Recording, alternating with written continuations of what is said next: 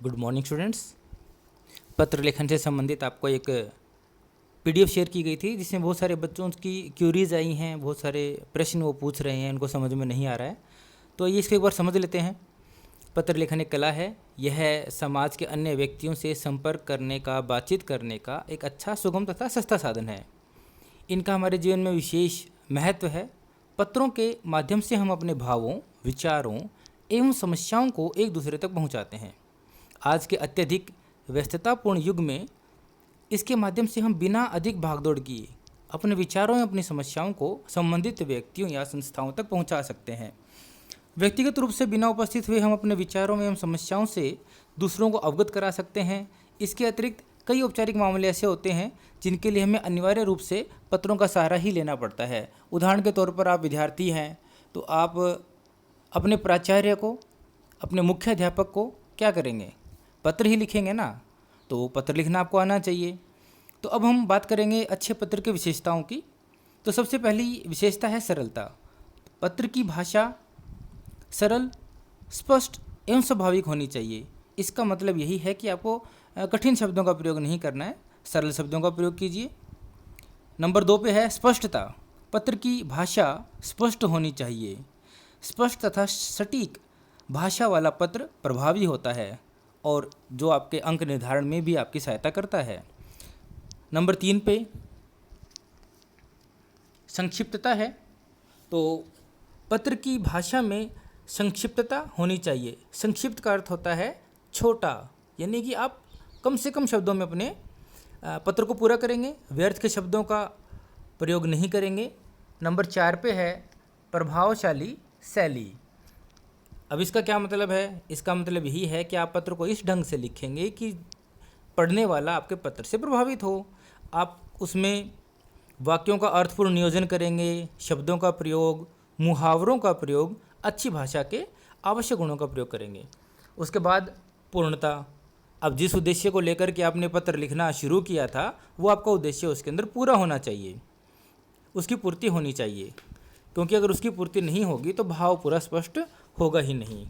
अब हम बात करते हैं पत्रों के प्रकार की। तो पत्र मुख्यतः 2 प्रकार के होते हैं। पहली बात करेंगे हम औपचारिक पत्र की। अभी औपचारिक सबसे ज़्यादा समस्या बच्चों को इसी में आ रही है कि सर औपचारिक पत्र समझ में नहीं आ रहा है, ये औपचारिक का मतलब क्या है? औपचारिक पत्र जिसमें हम बहुत सारी औपचारिकताओं को आप प्रयोग करते हैं, हमें वो औपचारिकताएँ निभानी पड़ती हैं। इंग्लिश में इसे फॉर्मेलिटीज़ कहा जाता है। तो अब ये फॉर्मेलिटीज़ क्या हैं और ये पत्र कैसे होते हैं, किसको लिखे जाते हैं? तो ये पत्र उनको लिखा जाता है जिनके साथ हमारा कोई व्यक्तिगत संबंध नहीं होता है, और अगर होता भी है तो इस पत्र को लिखते समय उसका कोई महत्व नहीं होता। ऐसे पत्रों के अंतर्गत निम्नलिखित पत्र आते हैं: आवेदन पत्र, व्यावसायिक पत्र, सरकारी पत्र। आप विद्यार्थी हैं, अपने प्राचार्य को कोई पत्र लिख रहे हैं, आपको टीसी लेना है स्कूल से, फीस माफ़ करवानी है, आप कई दिन तक अनुपस्थित थे, आपको वो उसके लिए आपने पत्र लिखना है, तो ये सब क्या होंगे? औपचारिक पत्र होंगे। अब इसमें औपचारिकताएं क्या होंगी? तो जिस विषय को आप लिखना शुरू करेंगे वो उद्देश्य स्पष्ट रूप से आप लिखेंगे, यानी कि इसमें आप सब्जेक्ट लिखेंगे। सब्जेक्ट को हिंदी में विषय कहा जाता है। फिर जब आप संबोधन लिखेंगे तो संबोधन में महोदय, महोदया, मान्यवर, प्राचार्य जी, श्रीमान जी, इन शब्दों का प्रयोग करेंगे अभिवादन के अंदर। और बीच में जो उसका हमारा उद्देश्य होगा उसको लेकर के हम लिखेंगे। और जब हम पत्र को समाप्त करेंगे तो उसके अंदर हम भवदीय, भवदिया लिख करके अपना नाम, कक्षा, अनुक्रमांक आदि लिखेंगे। फिर बात करते हैं अनौपचारिक पत्र की। तो अनौपचारिक पत्र के अंतर्गत व्यक्तिक एवं निमंत्रण पत्र, बधाई पत्र, शुभकामना पत्र, धन्यवाद पत्र आदि शामिल होते हैं। तो अनौपचारिक पत्रों में प्रेम, स्नेह एवं आत्मीयता की झलक दिखनी चाहिए। इस प्रकार के पत्रों में यथोचित अभिवादन एवं कुशल क्षेम आदि का महत्वपूर्ण स्थान होता है। मान लीजिए आपने अपने पिताजी को पत्र लिखना है तो आप सबसे पहले अभिवादन में क्या लिखेंगे? आदरणीय, पूज्य और पूजनीय। मैं आपको दिखाना चाहूँगा कि बहुत सारे बच्चे क्या करते हैं, उसमें लिख देते हैं प्रिय पिताजी। तो आप ऐसा ना करें। देखिए, पिताजी और माताजी को पत्र लिख रहे हैं, चाचा जी को लिख रहे हैं, दादाजी को लिख रहे हैं, तो संबोधन हमारा कैसा होना चाहिए? आदरणीय, पूज्य या पूजनीय। फिर हम अभिवादन कैसे करेंगे? साधारण चरण स्पर्श प्रणाम, देख सकते हैं आप। समापन हम करेंगे, समापन का मतलब बिल्कुल जो एंड में हम लिखते हैं, अंत में जो लिखते हैं उसको समापन बोलते हैं। तो आपका, आपकी, आज्ञाकारी, पुत्र पुत्री, या आपका प्रिय, भतीजा, भांजा आदि हम लिख सकते हैं। आगे भी देखिए, मामा जी, नाना जी, और आपकी काफ़ी उदाहरण इसमें दे रखे हैं। मित्र हैं आपका, प्रधानाध्यापिका भी है। तो इसमें आप देख सकते हैं कि संबोधन हमारा क्या होना चाहिए। जैसे छोटा भाई और छोटी बहन को लिखें तो प्रिय शब्द का हम कर सकते हैं प्रयोग, चिरंजीव का कर सकते हैं, मित्रवर, बंधुवर, प्रिय ये हमारे मित्रों के लिए, श्रीमती, श्रीमान हमारे प्रधानाध्यापिका के लिए।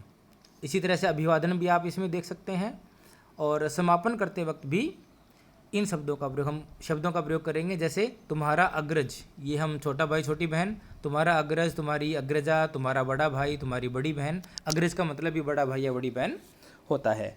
अब बात करते हैं वापस अनौपचारिक पत्र के कुछ विशेषताओं की।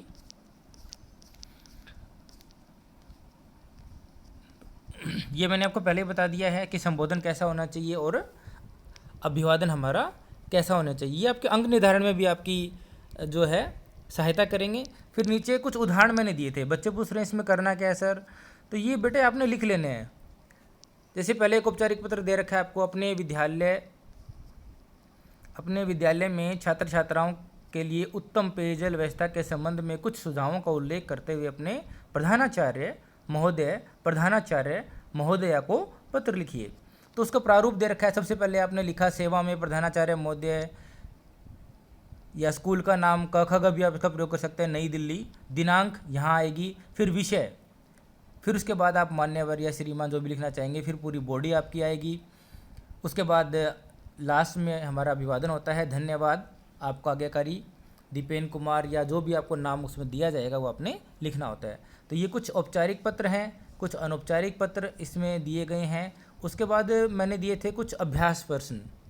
तो इन अभ्यास प्रश्नों को भी आपने नहीं करना है, जब आपको बताया जाएगा मैं सिर्फ आपको प्रश्न संख्या बोलूँगा और आपने वही लिख करके मुझे देना है। अब इसमें एक दो व्यावसायिक पत्र का उदाहरण मैं भूल गया हूँ देना, वो आपको मैं बाद में भेजूँगा अलग से। फिर भी इसके बाद कोई आपकी क्वेरीज रह जाती हैं तो आप मुझसे पूछ सकते हैं। धन्यवाद।